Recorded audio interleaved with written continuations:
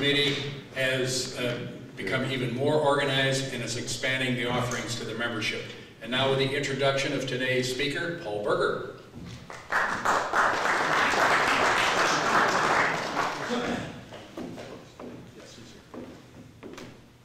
First off, Keith, how many openings do we have for lunch today? Where are you? Here I am. Yeah. I had 4 sign up. Have you any more?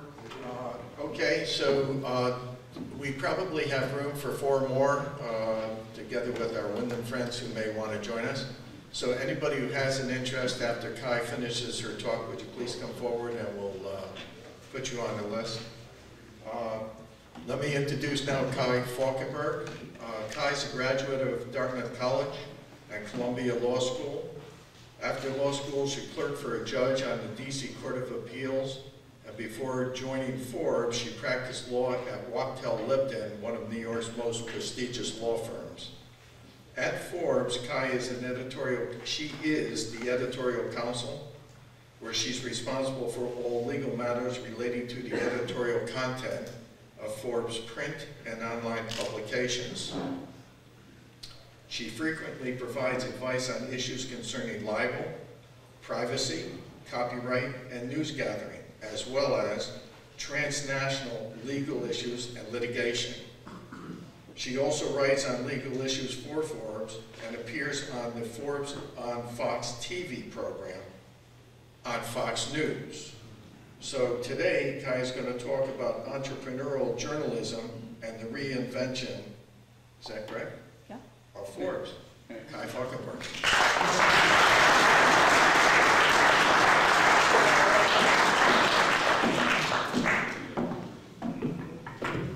Good morning, wise men. Thank you, Paul, for that lovely introduction and for inviting me to speak here today. It's really a welcome change from my normal routine, and I'm very happy to be sharing with you the inside story of what's been happening at Forbes and in the media industry generally over the past few years. Before I get started, I was hoping to get some sense of your familiarity with Forbes magazine and our various publications. So if I could just have a show of hands, how many of you have been subscribers to Forbes or have read our magazine? Wow, that's a whole lot. Now, how many of you have had occasion to visit our website and read a story there on Forbes.com? More than I expected.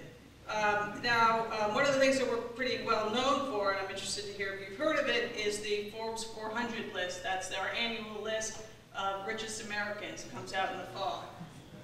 Wow. All right, now if I could just have a show of hands, how many of you are on that list?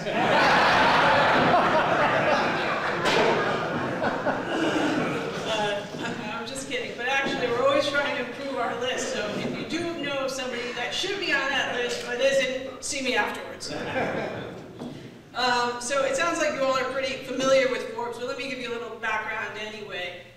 We've been around since 1917. It's one of the oldest business magazines in the country. It was started by B.C. Forbes, a Scottish immigrant who at the time was a business columnist for the Hearst newspaper chain. Our flagship magazine, which you're quite familiar with, it sounds like, is published bi-weekly, has a circulation of close to 1 million readers. We also have an Asian edition called Forbes Asia. We have a lifestyle magazine called Forbes Life. And then we have our website, which I mentioned before, Forbes.com, and we have 17 local language editions, which you might be surprised to learn include Forbes Latvia, we have Forbes Croatia, and more recently Forbes Ukraine, and Forbes Kazakhstan. I've got a copy here actually of Forbes Croatia, which I'll show for you. But if any of you read Chinese or Arabic, you're welcome to claim my copies of Forbes Middle East and Forbes China. So our message of entrepreneurial capitalism is reaching quite a wide audience these days. We've got a worldwide readership of over 5.4 million readers. As Paul mentioned, what I do at Forbes, I'm the editorial counsel, which essentially means I'm the newsroom lawyer. And I handle all the legal issues relating to our content, both in our magazines and on our website. I also function essentially as the ombudsman for ethical issues relating to our content, as well as journalistic standards. And I deal with a range of issues, but principally they relate to libel, copyright infringement frequently, privacy issues, and other news gathering related legal issues. And I started at Forbes back in January of 2007, and over the course of the 5 years that I've been there, it's undergone a radical transformation.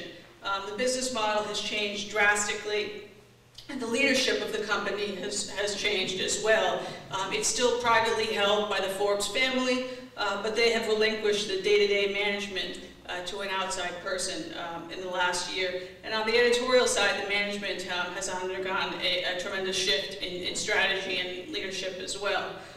And the turning point for that, as for us and for many of our competitors, was the most recent recession. So I'm going to talk a little bit about what it was like before the recession when I got there, and then I'm going to talk about what has changed since then and how that has impacted me as the newsroom attorney. When I arrived at Forbes back in January 2007, it was set up like the newsroom of a traditional magazine. And that is, we had two separate newsrooms essentially. We had the magazine staff housed in one building, and then we had the website editorial staff that was in a different building up the street. So there were two distinct editorial teams with very little overlap, and the staff of the magazine was responsible for producing the stories that went into the bi-monthly magazine and for compiling the information that went into the list, the rich list as we call them, that I just spoke about. And then you had the staff of the website, which was responsible for doing more market-sensitive, time-sensitive breaking news stories. And our website is unique in that it was set up back in 1996, and it was one of the first financial news media organizations to have a website that published original content. Pretty much everybody else at the time, if they had a website, was just repurposing their magazine content and throwing it up on a website. But we actually had a separate team of people gathering information and publishing original content. And on the magazine side, we were one of the few publications that still had a full-time fact-checking department, and every magazine story that we published was very comprehensively fact-checked, and the writers were required to obtain primary source information to substantiate everything in every one of our stories that we publish in our magazine, and there was a very extensive editing process with multiple levels of editorial review. On the website, there were no fact-checkers per se, but the articles were also extensively edited before they were published on the site.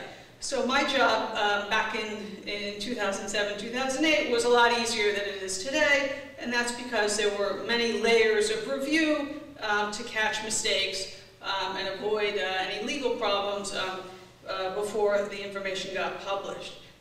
That said, mistakes were, of course, made. And I'll talk to you about some of the mistakes and the results of those mistakes.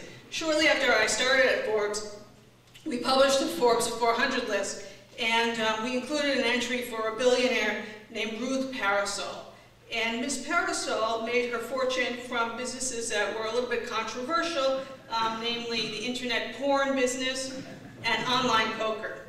And she also happened to be a bit of a recluse. And typically for our list, people like to be on a list usually, and we ask when they're included, the company usually supplies a photo. But Ms. Parasol didn't have any photos available, and the company wouldn't supply us one. So we had an enterprising intern that happened to track down a picture of Ruth Parasol, and we included it on our website along with the bio. The problem is, the photo that we ended up using was not of Ruth Parasol, the internet porn billionaire. It happened to be of Ruth Parasol, the 80-year-old Orthodox Jewish housewife who lived in Melbourne, Australia. So soon after I was at Forbes, we received, of course, a letter from the 80-year-old housewife's attorney. We patched things up as best we could, and it was resolved quite amicably in the end. that's not the only mistake that we've ever had on our rich list. The very next year, we had a mistake that was actually even worse. And this one involved a fellow named James Kim, who is the Korean-born CEO of a company called Amkor Technologies, which is a semiconductor company based out in Australia, in Arizona, sorry. And the year that we did that list, the general counsel of Amkor Technologies had been charged with insider trading. And in the same year, the company was also being sued, as many companies are, in a shareholder derivative action. And unfortunately, somehow during the editing process of this bio, the two different suits were conflated and mixed together, and the bio ended up saying that Mr. Kim, the CEO, had been charged with insider trading. And in a perfect storm, as these things happen, the fact checker assigned to that bio had just been hired. So of course he missed it, and the thing got published. Mr. Kim, needless to say, was very upset, and we published a correction right away, but he was not sort of pacified, you know, still very upset at our mistake, and there was a lot of back and forth that went on between me and his staff. And it was kind of interesting. What was conveyed to me was that he felt that he had been dishonored by our mistake, and that he had lost face within his community.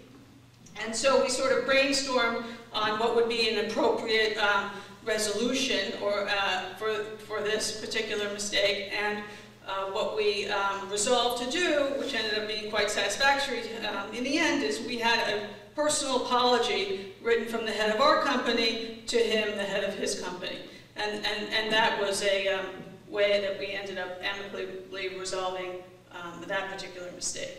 I'm going to talk about another case that I sort of inherited when I started at Forbes that typifies the kinds of stories that were done back in 2006 and 2007, but would very unlikely be done today. We used to have a pretty large budget for freelancers to go do things and then write about them for the magazine. And we were pitched a story by a freelancer who used to travel around the world participating in marathons, and then she would write about them for various magazines. And so she pitched to us, she wanted to write about participating in something called the North Pole Marathon, which had been going on just since 2002. This was in 2006. And we said, okay, that sounds great. And we gave her the $5,000 that it cost to participate in the marathon, and she went and did it, and then she wrote a 500-word story about it for the magazine. Well, that 500-word story turned out to be far more expensive than $5,000. It ended up getting us involved in a multi-jurisdiction lawsuit and hundreds and hundreds and hundreds of thousands of dollars in legal fees. And I'm going to read you the actual text of the story that led to the suit, so you can sort of see for yourselves whether you think it merited that kind of expense. It's no longer available online. We had to take it down. So I hope I don't get ratted out for reading it to you here today. So the part of the article that got us in trouble was her description of getting to the North Pole for the marathon, which, as she told it, was quite a perilous endeavor. So she wrote, "To get here, runners fly first to Spitsbergen, a Norwegian island in the Arctic Ocean, 350 miles north of the mainland. From Oslo, the closest city, the trip takes at least 3 hours. Participants then get to Borneo aboard an Antonov jet," that's a Russian cargo jet,